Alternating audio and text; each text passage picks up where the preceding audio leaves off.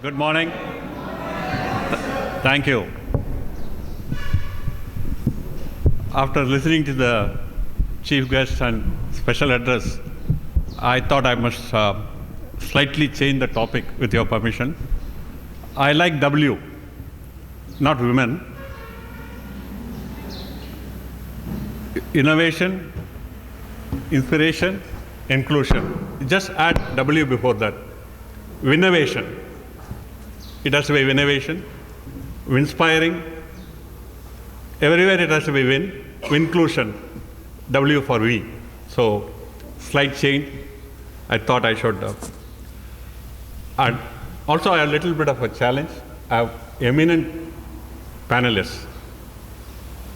And each individual, if you add a W before that individual, each of them have created a tremendous change in the society. So, each of us as individual can do wonders. We can always find fault with X, Y, Z, but if you look at the changes each of them have made, is phenomenal. It was concern conversation we have had, and that resulted in conviction, connecting with compassionate capability and capacity builders. To confuse you, let me add, to confuse you, and this confusion results in confluence. If you are not confused, you don't think. And more with social media, what is happening to all of us, I yesterday went and bought a small sweet box where the Don Bosco small children are buying this for 10 rupees. And look at the neighboring institution, the school children, every one of us are bombarded with what is not needed. And that is the societal space we are. And in the social space, if you have to really do a change, look at a young child, what will happen? And what is happening to this is, as such, we are using our brain less. And this is making our brain more lesser, used less brains. I'm using the word very carefully, used less brains, not useless brains. This is making us to use our brains very less. So with this challenge, I have also a great challenge of requesting the panelists. Each one of you will have only 8 minutes. And in this 8 minutes, you have to create a great impact. And I have one real Gandhian, another heritage of Gandhian's DNA, and Father Thomas and Jenny, who have done some outstanding. I'm not going to introduce them. You have to do some homework. I have one request to all of you. Everybody should think of 2 questions. Please think of 2 questions. Everybody should think of 2 questions. But I will decide to whom that question will be asked. The reason behind that is I want every one of you to think. And especially in the last bench, please be careful. I'm going to ask you the questions. Okay. With this, what I'm going to do is I'm going to request Bhargava Reddy, son of a Milk Gandhi, exactly opposite of Amul. What Amul created was something as a cooperative movement. Here, they have created something called Akshaya Kalpa. If anybody visits Karnataka, I would like you to see every farmer, instead of migrating, can earn useful from husband and wife, no labor needed, appropriate technology with a Gandhian thought. Akshaya Kalpa was, and now Akshaya Kalpa is growing like anything, and excellent milk. So, and his father unfortunately passed away last year. He was also an Ashoka fellow, and his son is representing that whole concept of Akshaya Kalpa, plus he is also an MBB. You may be wondering what is MBB, not MBA. Not by birth, by Marwadi, by practice. Risk-taking. One of the greatest important skill which is not with the social workers is risk-taking. And we need to take risks. So Bhargav, you could share the Akshaya Kalpa story as well as... I'm calling in alphabetical order. You want to sit and talk or talk from there? You're comfortable, yeah. We'll make it a casual interaction rather than a and a formal address from the podium. Okay, so first and foremost, let me clarify, the moment he says eminent, that is referring to my father, Dr. G.N.S. Reddy, and my cousin Shashi Kumar, who is currently leading Akshaya Kalpa. It doesn't behoove me to actually accept that eminence what he talks about, given that. So for my day job, just to clarify, I'm not associated with Akshaya Kalpa as my day job. I secure corporate interests in oil fields and whatnot, and not Akshaya Kalpa per se. I'm here to represent my late father and my cousin. I will give a quick snippet of what Akshaya Kalpa is. Akshaya Kalpa started off as an organic milk brand specifically. Now it has expanded to other organic produce, and the primary motto of the company was rejuvenating Indian agriculture. It was not limited to dairy per se. So more importantly, it was started from my father's experience having served in BIAF, which is an NGO for last 30 odd years. And he retired as a VP. And I said this in the gathering last night. He was, he took away quite a few points from his NGO experience, and quite a few of them in fact. And one of them was, how do we make the rural entrepreneurship or rural economy sustainable? So he always thought the way NGOs operate was not sustainable because it was grant-based. It was purely charity. There was no accountability. And like I said last night, he was always troubled by this trap called, the begging bowl trap, which was not sustainable for rural development. So that's exactly where the idea was to bring back the youth from the cities into rural areas. And dairy was a big change. I mean, the starting point was dairy, quite naturally because he was a veterinarian himself. And he worked in cattle breeding programs for last 30 years through BIAF. And that's how he understood dairy better. And he also understood the margins to ensure there is sustainable livelihood at the ground level is much higher in dairy than other sectors rather. So that's how Akshaya Kalpa started.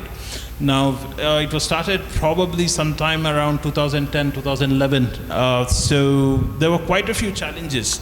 When Father Jiri talks about innovation, then risk-taking, there are quite a few points to take away. I won't dig deeper into the technical aspects of Akshaya Kalpa, but since we are addressing the youth and the entrepreneurship and the social sustenance aspect of it, there are a few critical points or experiences what I saw very closely from my father and my cousin, what they went through when they started. First and foremost was persistence. Persistence because they were innovating. Innovation comes with a great degree of challenge, and to get through the challenge you need persistence.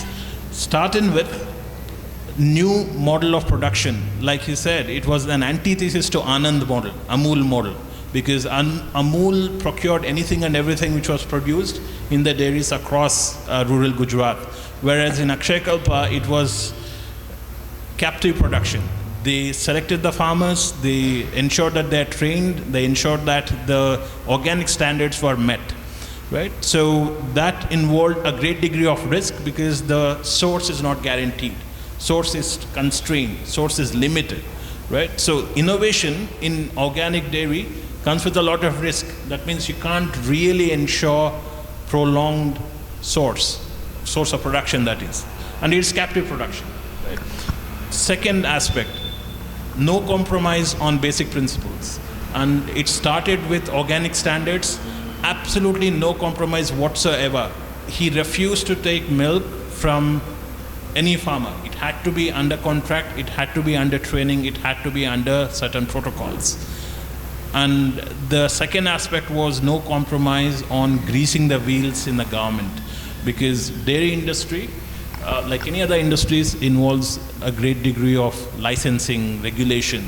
Starting from his first factory, the project got delayed for nearly 4 years because the conversion did not take place. There was no electricity. There was absolutely no compromise on greasing the wheels, right? So that is very, very critical. When we set about creating a new platform, a new way of doing things, If you compromise, you're defeating yourself. And this is especially true when I talk to the youth. If you compromise and fall back into the same old ways of thinking, doing things, you're defeating your own purpose. Right? So at the same time, you need to have a greater visibility of what you're facing up to. Okay, there was a lack of capital initially, and we struggled quite a bit. And that lack of clarity hurt us quite a bit in the medium to long run. This also had a great impact on his health as well, both cousin and my father. So that's exactly where when the youth set about new projects, they need to visualize, they need to understand what they're getting into. Okay, because reflecting on Akshay Kalpa experience, there was lack of clarity, or it was a new process. Organic dairy was not done in India before.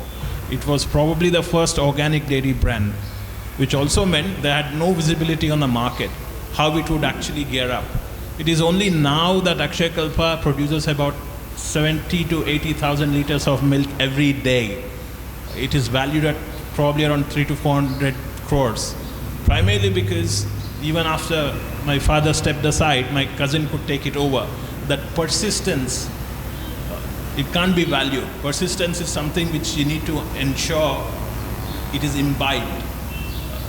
Especially among the youth, it's very easy to step away and say this is too challenging. Okay, this is way too risky. Reflecting on your point of risk taking, there is no fruit unless you actually take risks. Okay, so I'll just round it off there. Probably it'll be easier to address some questions rather than go deeper into some of the technical aspects of Akshay Kalpa as a model. Yeah. Thank you, Bhargava. Just to add to Bhargava's thing, I've closely worked with his father. I call his model as a, sorry for using this word, cow shit model.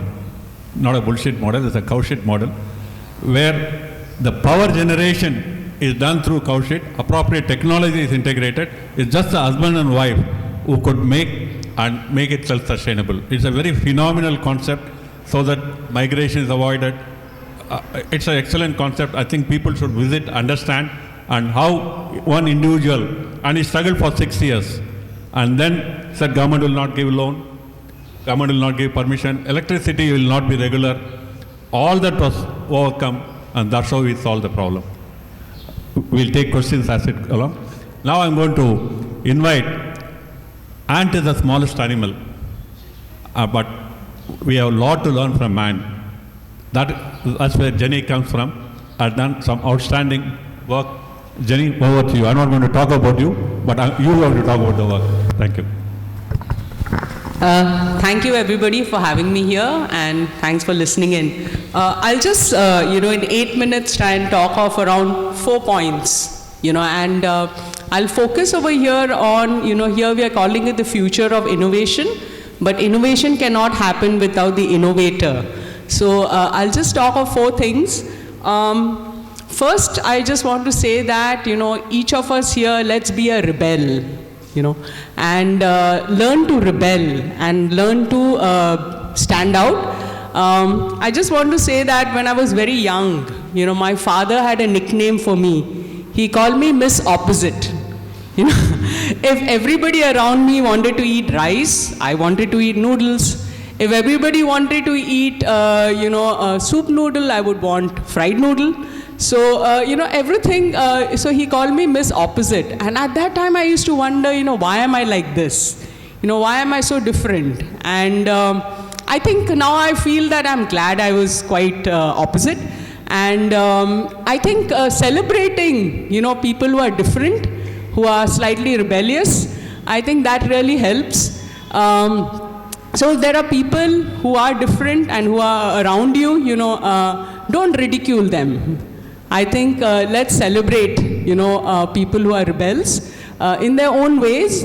I would say rebel without harming yourself or without harming somebody around you. I think I'll put that caveat, but be a rebel.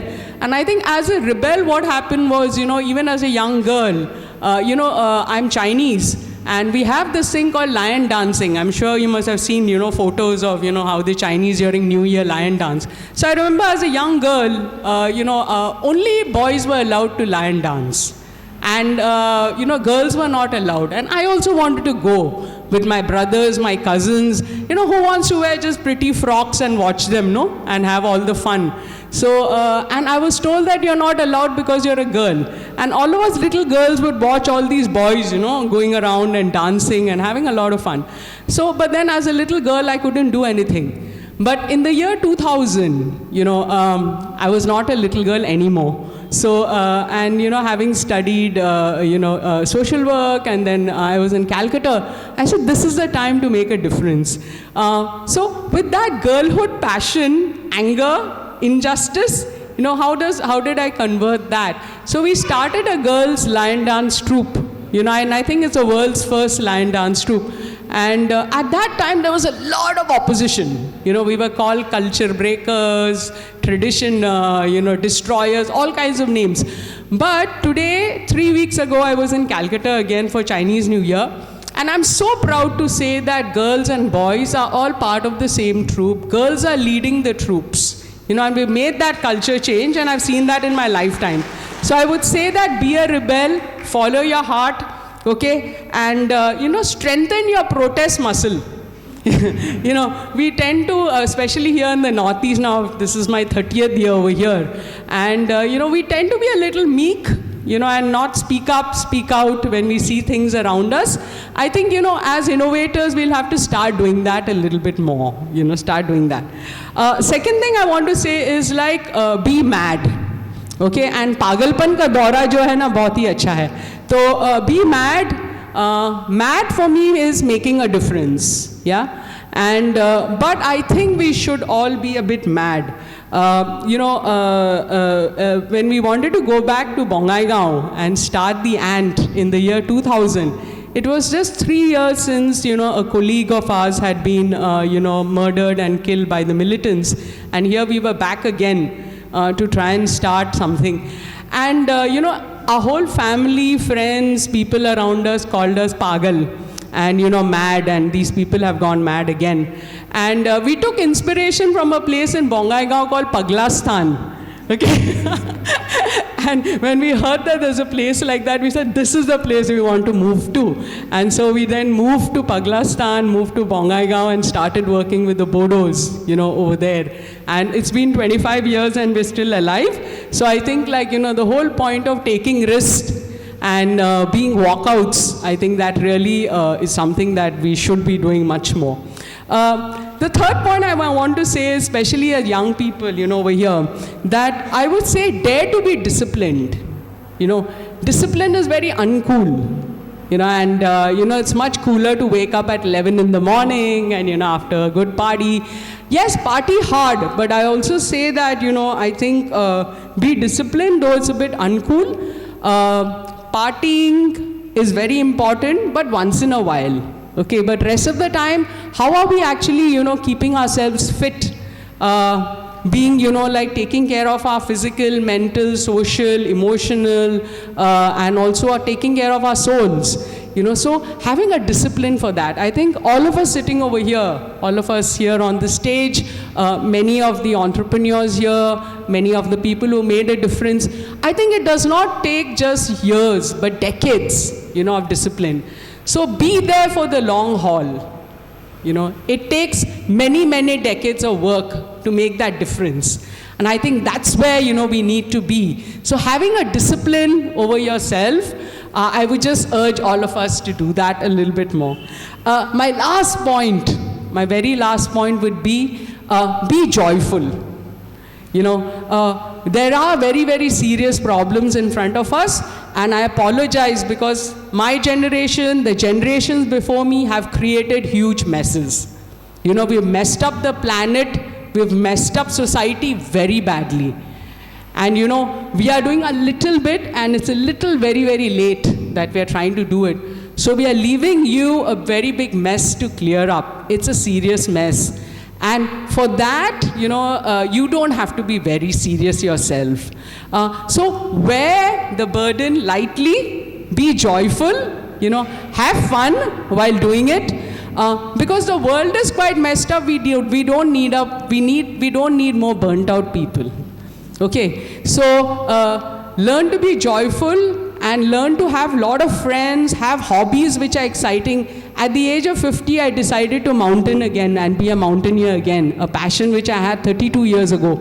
I wish I'd done that, somebody had knocked me on my head and said, do that, follow that, around 10, 15, 20 years ago.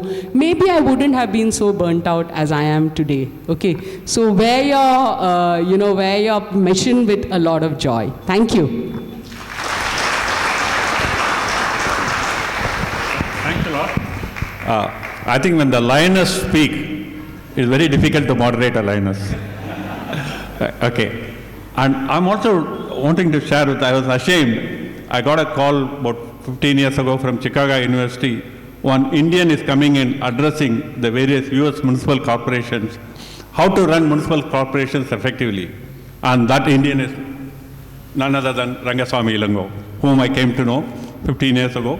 He has become a friend, philosopher, guide. He is a person who changes the village. Self-sustainability is called Village Gandhi. He has worked closely with, name anybody, he has worked closely. Within 8 minutes, difficult to contain him. So my request is, whatever he shares in 8 minutes, go outside and make his life miserable. Over to you. Thank you, Deen. Good morning to all. In fact, today's topic is that innovation, future of innovation. Innovations for what? Is it for the country? Yeah, things are happening, very nicely happening. 75 years are gone, a variety of developments are happening. But our concern is social innovation, innovations for society.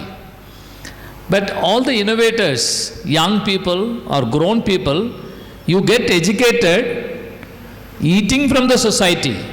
Your water, your milk, your cow, your cow dung, your cattle, or whatever, your brinjal, your tomato, everything from the society.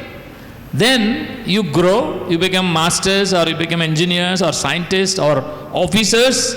You come out of the society and work and serve for the nation. But working from the top, that you are trying to do, people are trying to do lot, but this is, you assume or we assume it will percolate down. The percolation theory, it will not work in India because the base of the pyramid is very wider. If it is very vertical, small pipe you put there and it will come to the bottom. Whereas people say it's a pyramidical society, then the bottom of the pyramid, the base of the pyramid, we don't want to say it's the bottom of the pyramid, it's the base of the pyramid is wider. Then anything is percolating down from the top, will it reach the bottom? It will not reach. It will be a polarized, small things will happen. So that's what happening in India. That's why innovation is needed for the society. For that, work with the society, go back to the society, live with the society, then innovate them for their need. Then things will work. Interestingly, my children, the major responsibility is the responsibility of the government. But India, the government means the central government or the state government. Constitutionally, after 1992, India has got 3 tiers of the government. One is the central government, second is the state government, the third tier is the local governments. But unfortunately, people are not bothering about the local governments because local governments are small villages. But yes, it's a government, it's a constitutional government. That's why I decided, I was a scientist here and there, then I was doing I was also working for Indian submarines on the power source and all. But whenever I go back to my village, the submarine wonders, the research, the IITs and all, that's not reflected in my village. Then things were really kindling my soul. One day I quit the job and went back to my village, and with my scientific backgrounds, with my research backgrounds, I contested as a Panchayat leader. Now the local government, it came to my hand. I was a leader, then I sat with my people, interestingly the Gram Sabha. I sat with my people, I sat in the Gram Sabha. We made the people to understand what is the need. Then the need of the people was understood to the Panchayat. Then this was connected to IIT. This was connected to all the people. Then we found solution for a local community. One village. When one village it is possible to do all these things, why not in the other village? Because a systemic change. A system is available. Not one my village. The next village there is a Panchayat. Another village there is a Panchayat. In Assam there are villages. In Calcutta there are in Bengal there are villages. That's why to create a systemic change, I worked there, I made a change. That's why I created a Panchayat Academy. That is not a big college or institution like this. One Panchayat, it's vibrantly delivering all the needs of the people. Naturally, it creates pressure on the neighbor Panchayats. Then 1 become 2, 2 become 10, 10 become 20. If this is horizontally pushed well, networked well, this will make a terrific change in this country. So for that, yes, the social connection is the Panchayat. But interestingly, you need technology. IIT is developing, CSIR is developing, even defense, ISRO, DRDO, everybody is developing things. How to demystify it and link that development to the community. That's the need of the hour. You need a bridge between the people and the institution.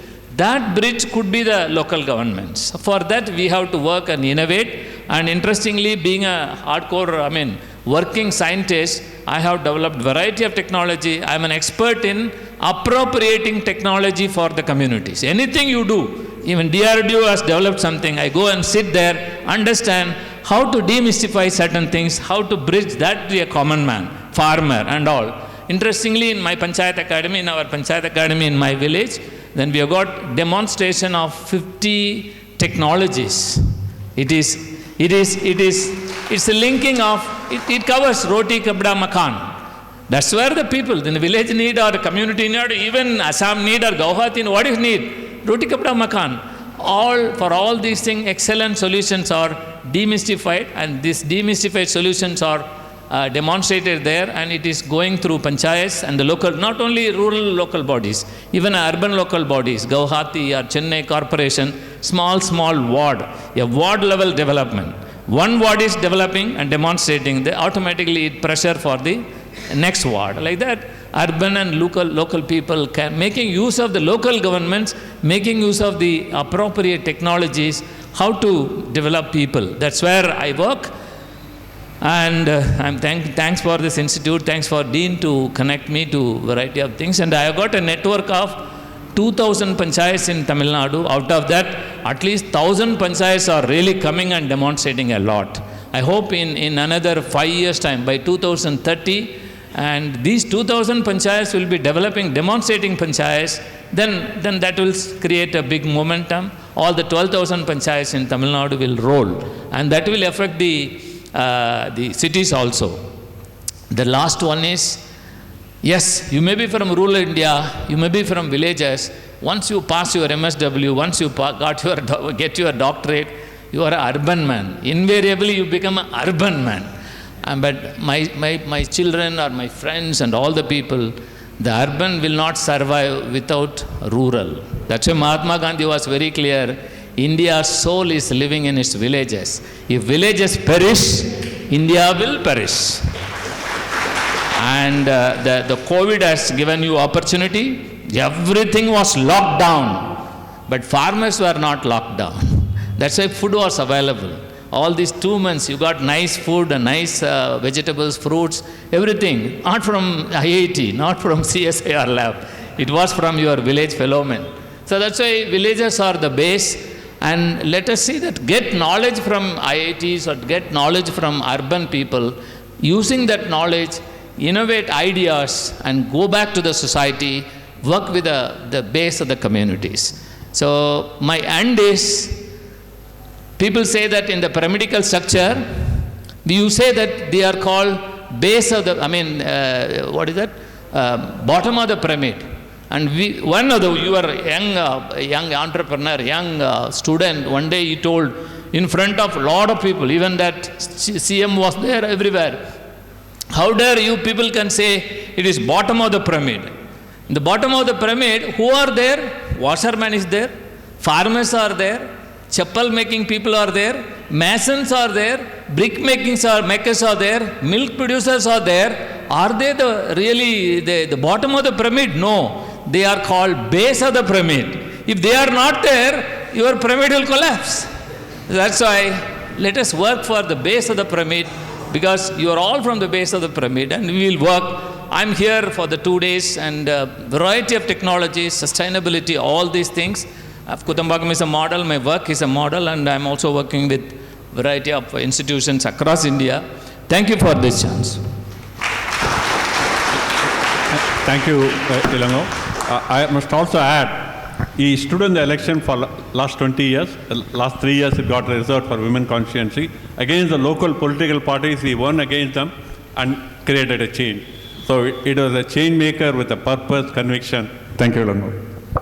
Now, the last but the best speaker, not that others are not, but 8 minutes, I know it's a challenge.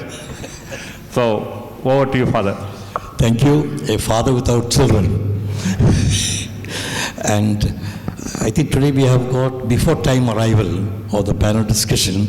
And so I reminded of 3 professors at a railway station who were very engaged in a very serious conversation.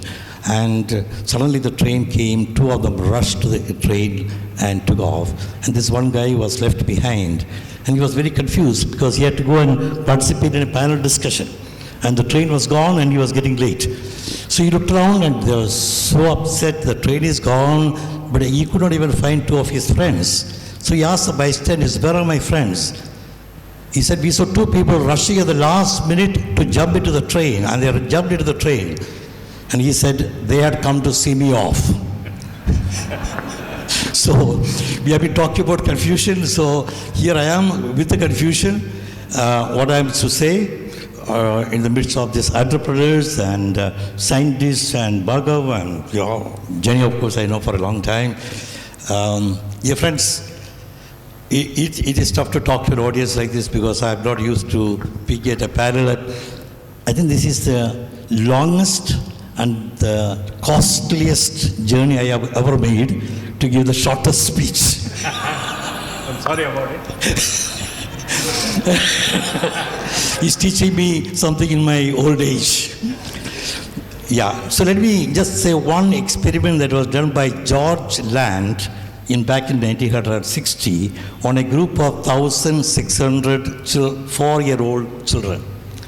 He did an experiment with them on a simple elastic rubber band and asked them to do, probably Jenny knows about this great experiment, as many uses of this rubber band. And these researchers declared that if they enumerate number of uses, they would be considered genius. 1,800. What percentage, I'm going to make it interactive now, what percentage of those children, 4-year-olds, were considered genius by the research team? Pick, no time, the 8 minutes running out. What percentages of those children were genius? 100. Good. To be precise, 98%. And this was a longitudinal study. So after a few years, when they became 10, the same children were given an experiment, not a rubber band, but some other experiment. What percentage were genius? What percentage? Except the director, all others can answer. Quick, quick, quick. 80. Quick. 50, sorry, 30. 30% were considered genius, and they continued this longitudinal experiment once again at the age of 15. They are now around class 10. What percentage were genius? 12%, class 10. The same researchers, George Land, continued the experiment with 280,000 adults. Not the same, 280,000 adults. What percentage as genius? 2? They declared 2. So don't do it with us. Eh? Don't do it with us. Dear friends, I tell it all. Who killed them? Education. school. That's why Mark Twain once said, I was born intelligent, but education spoiled me. Dear friends, this is what we do with education. And unfortunately, I've been with education. I know I have killed many people, and I'm sure but Hub is a bit different and looking different from all other schools and institutions. I would have to say many things, but keep this one experiment in your mind. Are we killing the minds of children? Major General, I'm afraid to look at you because you are around guarding us. Do you know there are militants here? I think most of the teachers are militants. They kill the minds. And this is more true of Northeast India, I think, than the rest of India perhaps. I give you one typical example because there are some great headmasters, former, and I myself was a teacher in Don Bosco, Dibriga, long many years ago. There was a drawing class, and the children had come excitedly to the class for the drawing with crayons and pencils and colors, and asked them to draw. The child was excited, but the teacher said, "Stop, stop." Disappointed. The teacher announced, "We'll draw a flower." You want to draw tigers and elephants and whatever, a flower. The child was still a little, there was some excitement, began to take out colors and began to draw all kind of colors. He said, flowers. And the teacher said, "Stop, stop. We will draw today." What? We will draw today? Rose, a rose flower. Okay. The child started again drawing the rose flower. And began to color it yellow and green and blue. The teacher said, "Stop, stop. I will draw." Painted the color rose red. How many leaves did the rose have? How many leaves? 2. And painted them green. This boy was transferred to Don Bosco, Guwahati. Final examination. Question, draw a flower. What flower did the boy draw? Rose. Red flower with 2 leaves. Dear friends, that is innovation. That is creativity. Now, this is our problem. You know, we are living in a wonderful land. I was so impressed to hear Major General because I've been part of this region for about 60 years. And so I know what you meant. And I say these boys and girls of this place are creative, and the topic is about creating innovative mindset in youth from childhood. We have to do something else from childhood if we want to make them creative. And this Northeastern region, I would say, I feel a little bad when Jerry, my friend, has called it Hub Johat. You should call it Hub.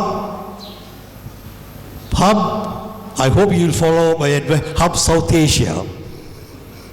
South Asia. This should be the hub for Southeast Asia. You know very well, geographical reasons. For geographical advantage, I think Major General also will be happy. You know why? It will be easier to contain China. And that's the reason there is so much of development happening, taking place. You see, Asia Highway 1, 2, 3 are all coming across. You have struck the gold spot. Create Hub South Asia and make things happen from here. And when people have come from all across, I'm sure they will be all part of this. I will not continue too long because I know Dean told me already along the way in the car together that he used a diplomatic challenge. So I know there is a challenge awaiting me. I don't want to disobey rules. So I will just give a formula just for you. CCCMRF. But I won't explain because some of it has already been explained. CCCMRF. C for what do we want to do if you want to create an innovative mindset? What should we do? C. Cultivate what? C. Curiosity. Imagination is more important than knowledge. That's what Einstein said, curiosity. Second C. Second C, creativity. Nothing will happen unless we teach children from childhood to be creative. 3, what Ma'am Sidling said. C, come on. You cannot have innovation without the third C. What is that? And it's very much happening out here in Hub Johat. I saw it the last 2 days now. What is that? C. Sorry. Collaboration. Collaboration.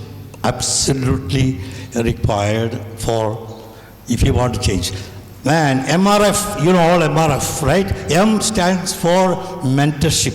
Now here are the great mentors here.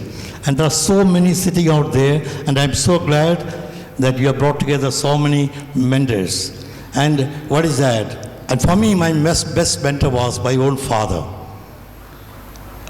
who brought in the first time electricity into a village, first telephone, the first,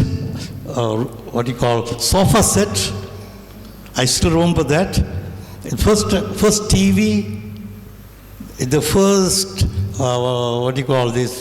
self-contained room in the village. I said I must do, and I've done a few things, bringing in computers to a school in Guwahati for all children. So, mentorship. R was very well mentioned, risk-taking. I don't want to speak about that. And F, that is what, again, very important. What is that? Failure. Fun, yes. Fun and joy. She loves fun, I know. Right? She gave me the best hug yesterday after some years.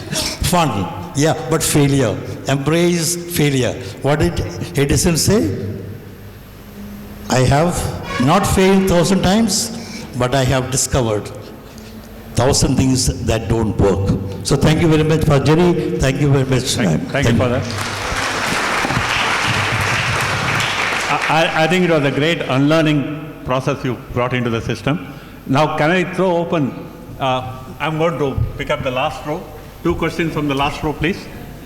So I'd just like to ask, you mentioned about demystifying technology. Do you have any tips for others who might want to do the same, or any challenges that you've experienced when you're trying to demystify technology to the grassroots, as you mentioned? Can you repeat the question?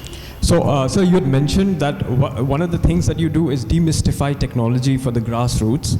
Any particular challenges you faced, or any tips that you might have for someone else who might want to do the same? Thank you. Yeah, we understand, say me or you, people who want to really understand the technology and innovate or demystify and take it to the community. First of all, you must understand the community. That's the issue. The challenge is whether the community will understand that, or how you can really, this is a very viable one, very needed one for the community, but the community may not like it. Community may not, the first phase, the community may not be interested. Then how to make them to understand? For that, that is the missing, in fact. That's the missing. You are really doing a good thing, but the farmers are not interested. Farmers are not understanding. So for that's only, the innovator, either he should be a social leader, but your innovator is always going up. You are standing somewhere in IIT, standing somewhere there. Keeping the poor in mind, keeping the farmers in mind, keeping the suffering people in mind, you are innovating, but the people are not understanding that. For that, if you are coming in there as an MBA or MSW, they may not like it. Then you must become their own leader. That's why the local governance giving opportunity. That too, ordinary man is becoming a leader, he can do things. Anna Hazare, something like they have made a change, puppet draw power. A lot of people, they are staying there and changing, making a change. Imagine a professor, imagine a laureate, a technocrat, a proven scientist. He is demystifying himself and coming down, and that's the need of the hour. So that kind of problems I faced. But now they understood, like now, though I am talking science, I have been branded as Gandhian, village Gandhian, that too not like a Gandhian of Porbandar or anything, that I am a village Gandhian. So that kind of demystifying yourself and your soul and coming closer to the community, live with the community, with this kind of technology packages will work. That kind of thing is the need. Otherwise, that was the problem, how to take it to the community. Maybe you could also add what your father did. Yes, so at 3 different stages, okay? Like I said, he was associated with Bayer for nearly 30 years. So they had a very strict rule that the field officers should and must live among the villagers, especially in and around Tiptur. It's about 3 hours from Bangalore. Now, why is that? It's very simple. When you introduce something new to a village setting, or any part of India for that matter, the questions on its viability and credibility are quite obvious. So how do they actually understand and identify with the new solution or innovation as we speak? It is only through being with them and being among them. This happened with farm ponds and check dams, because it's a dry area. There are not many rivers in and around Tumkur or surrounding areas around Bangalore. So BIF came up, in fact led by Dad. So he promoted farm ponds.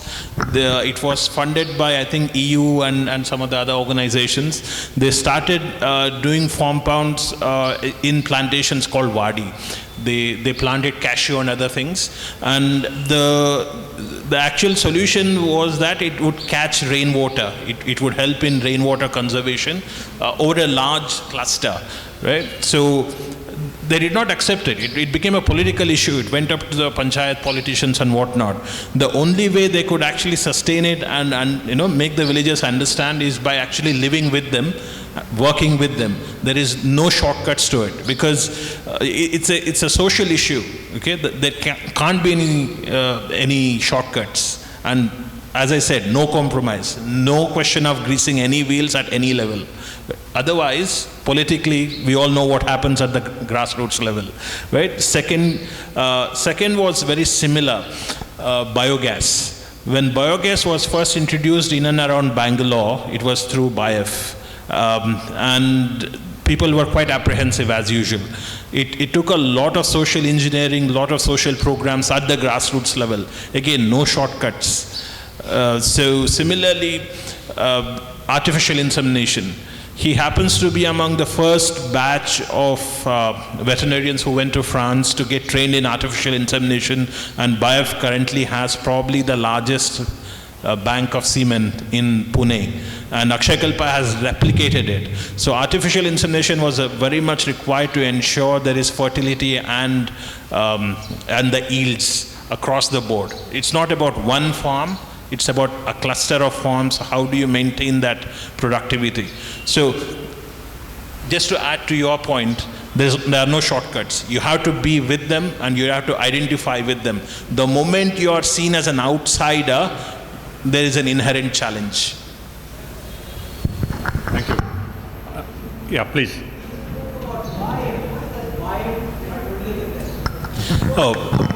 BIF initially was, it was called Bharatiya Agro Industries Foundation. It was actually started by Gandhi himself in a place called Urli Kanchan outside Pune. Gandhi started it as a nature cure ashram, but Dr. Manibhai Desai, probably around 50s and 60s, he converted that into a national NGO. It's probably among the biggest in India, currently based out of Pune. They work in about 20 odd states, I think maybe 24 states. Their mainstay was cattle breeding and other programs, artificial insemination, cattle breeding, then they expand into microfinance and whatnot.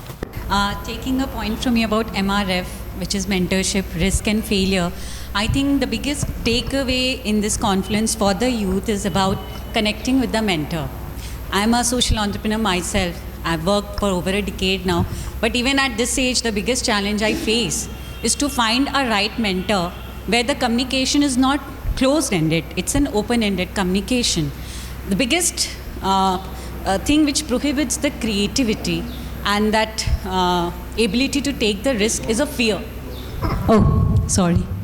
Youths, like I think the fear is what is prohibiting them to connect with the mentor, and also communication. They're not that great in communicating as well about their own challenges. How do we address this so that all the youth here who are actually going to be future social leaders are having that access to good mentors like who are here? How can we create that portal where youth can like fearlessly approach with their challenges, and they're also getting the appropriate guidance? Because I think the biggest challenge, no matter from whichever cohort you are, is about getting the right mentorship. And the responsibility is also on the mentors, not just on the youth. And I think it would be really a great opportunity if in this Confluence we can address that, and especially for the youth, we can create that like bank of mentors. That is something that I really would like look forward to. So, thank you for that wonderful question. I would say organize Confluence second edition April 2024, or at least next year, and bring together mentors. Yesterday we had an evening together. I was so impressed when we sat together around the tables having a mission dinner. There was so much to share. Now, I know how Jerry has brought together all these people, wonderful people from across the country for this 8 minutes presentation. That means they have a heart. They want to give, and there are many, many more others. But my only request is all MSW institutes, MBA institutes, at least of Northeast India, students should be present for Confluence. And all hotels be booked. New 5-star and 3-star hotels, if anybody wants to think of, open up in Guwahati, hub, South Asia. Mentors are there. See, look at these. They have come from so far because they have love and a heart for Northeast. People are longing, dying to come to Northeast. I can assure you this. I can bring a few more, many more. They'll come. But there must be, are you ready to be mentored? That's the question. People will come. And especially now, I would say Northeast is the destination in India. There's a love to come to Northeast. And there is so much of connectivity today that is available already. You start from Bangalore, you are here by 2 o'clock. Or you come from Delhi, any parts of India, you can be in Guwahati today on the same day, within a few hours. So it's up to, I think, I'm sure Father Jerry is already thinking about the second edition and more in times to come. I think it is important that we organize, but we must have the young people gathering in numbers who will also ask questions. Yeah, that is the first step. I thought the students should ask questions. Yes. That's the first step. We did. None of the students asked. So in the future, how will it? So they should start. That fear they have to get out. So, yeah, that's the first step. So that's what he said. Mentee should be ready. So I conclude with one line from quoting Bernard Shaw, who said, "I see things as they are and ask why. But you see things." Sorry, I made a mistake. You see things as they are and ask why. But I see things as they are and ask why not. Why not? Why not? All the students, would you please say it loud? Why not? Louder. Why not? Once again, why not? Why not? That's it. If all of you, dear friends, begin to say from now on, why not? You'll see the whole Northeast will change, Assam will change. And last question to you, we react. In Northeast, our normal reaction is, though no emotion, but we react with emotion also. But what's the opposite of react? The same alphabets. Sorry? Same alphabets. Only use the same alphabets.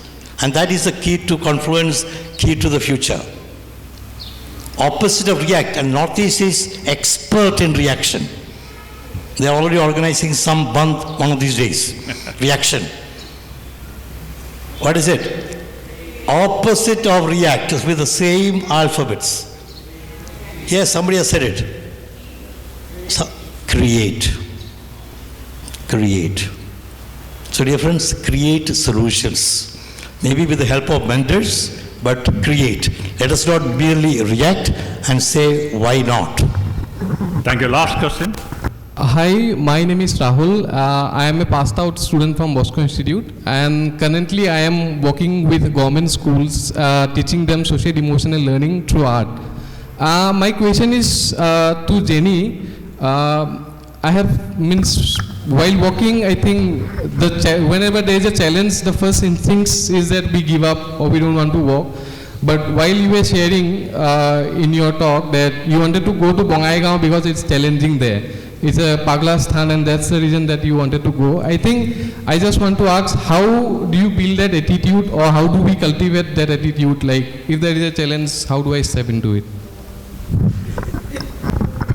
I think just, keeping ourselves quite humble that, nobody has invited us to do what we are doing. We are doing it because we want to do it. And I think that keeps me at least very grounded. That, you're there, you're doing it, and it needs to be done, and you're doing it honestly. We don't know what the results will be, we don't know what the thing will be, but keep doing. I mean, karma karte raho, and, phal ho jayenge. So that's what I feel, yeah. Thank you, yeah. Anyway, Rahul, you are doing anyway a good job. I've seen your work. So, Samir? Okay, this is for all of you.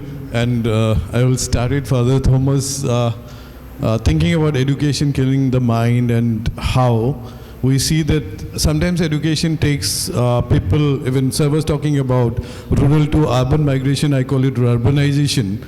So how education is taking also the farmers and the rural kids away of farming, where their owners of land and farms become servants. And so when you come out of the villages from owners, you convert to servants. So when we are knowing that it is because of the education where they go back, and very few of them come to the roots and do that. So I think where should be the innovations in the country of ashrams and gurukuls, where like there were education in activity-based learning around nature and around farms. So we realize this, we see farmers going with the kids for education and giving the lands to the middlemen, and they become agricultural laborers in cities and towns. So everything is happening, but I wanted to ask, what is that innovation which has to be taught for? So where we think about, okay, education is also important, which is there, and also the whole love for the nature, love for the rural community, and their own independence and self-sustenance in the villages. So where you see the innovations. So you can take it, and for Bhargava, it was like how artificial intelligence in this world of eco-friendly and natural way of life, which is coming back, can be a solution where we don't value the natural way of getting that.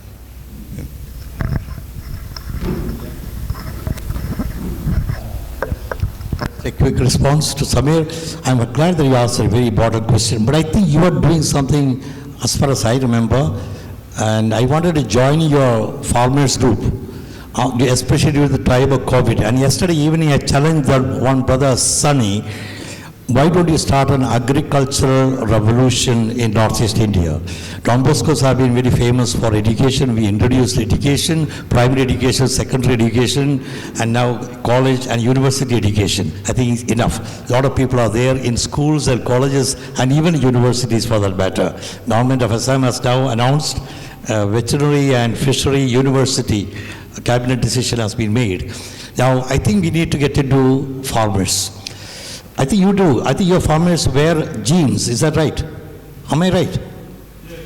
Yeah. I think we have to have two things. Fashionable farmers with jeans and T-shirts. And high-tech. Bring technology. So let these farmers not be left in the villages. I think it is very, very possible. We had some dream, we had a meeting once here to bring about this agricultural sort of revolution. I challenge again one of Salesian brothers here, whoever are here, that should we not promote? As we did education, we need to get into agriculture, and more of us should join hands for this. There is so much available. This lemon that is in Assam, what is that called? I don't know. So yesterday they served us that special lemon with such a fantastic flavor. Limbu, what special limbu? Yes, it can go all across the world. It has already gone to London and places. It is a unique lemon. I remember when I was staying in Oil India region for 15 days for training. What I used to love best was the flavor of that lemon on fish and on meat. That's the best you could get. So it is possible, but we need to modernize agriculture. We need to make it a little bit of hi-fi. and attract people, and it's fun in agriculture. Before I pass on to Bhargava, Samir, I think you must talk to Ms. Jyotsna. There's something called RPL, where we could really, you could add. Yeah, if you can. So I'll start with the first question, if you don't mind. Okay. One of the key aims of Akshay Kalpa was to bring back youth from the cities into rural areas. There was a major migration from rural Karnataka to Bangalore, basically suffocating the city. And minimum 50,000 earning. Exactly, actually 100,000. If you go to Bangalore, earn 50,000, right. Can that be earned in the rural area? That was it. Right. So the primary motive was to ensure the farmers who were brought into Akshay Kalpa fold need to earn 100,000 net a month. It is very simple concept. The concept is, why are the youth migrating to the city? Because cities have wealth. Creation of wealth at the grassroots level was a primary necessity. And as he said, now COVID has given us that opportunity wherein we can reinvigorate our rural economy, because we have understood cities are not be all and end all. And we saw how we survived COVID while being placed remotely. We can be integrated with technology, right? So Akshay Kalpa actually ensured that. So Akshay Kalpa doesn't have farm on its own. Of course, it's a research center. It has about 3,000 cows for research and insemination purposes. But the production happens at the farmer level. Farmers produce it, and that's how they make the earning. And as the wealth trickles down to the ground level, there is an incentive for the youth to come back. So if I were to put it in a simplistic manner, there is no other lucrative component other than the wealth itself. If the youth can actually earn what they would earn in a city without the headache of what the urban areas provide, there can't be any bigger draw. Education may or may not be linked directly to this. I'll give my own example. Okay, I came back from London probably in 2017, and I decided I will never go back to a city. Because I worked in Delhi, I studied in Delhi. Why? Because I saw that it's unsustainable. You can't really live in such places anymore. And what aided me was the integration. I built a team, a multinational team, who are based from Kenya to Philippines. We are about 20 plus. What we do is nothing connected to Akshay Kalpa per se, but it is possible to be integrated in a multinational team and actually lead a multinational team. Especially now when AI has made that possible. The technology and the connectivity is so strong. Even after COVID, our clients wanted our services because we were already remote, even before COVID. We actually expanded our client base because we were remote. So it is possible that we are set up in a rural area. In fact, even now, I'm based out of Tiptur. It's about 100,000 people. It's very small in the scale of big cities. But still, I lead this multinational team. Okay, we assist the likes of UNHCR and some of the other oil companies. Right? So it is very much possible, as long as you ensure the youth are satisfied primarily with wealth, also with other components such as, like he said, fashion. Thank you. I think we have exceeded the time. So will the tea be served inside? We continue the session, or we'll take a very short break?